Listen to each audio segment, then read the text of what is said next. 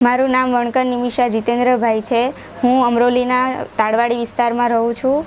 મેં 1 થી 12 સુધીનો પ્રાથમિક શાળામાં અભ્યાસ કર્યો છે। મારા ઘરમાં મારા પપ્પા, મમ્મી, દાદા, દાદી અને મોટો ભાઈ છે। મારા પપ્પા છૂટક મજૂરી કરે છે। મારે આગળ BBAના એમાં ફિલ્ડમાં એડમિશન લીધું છે મેં।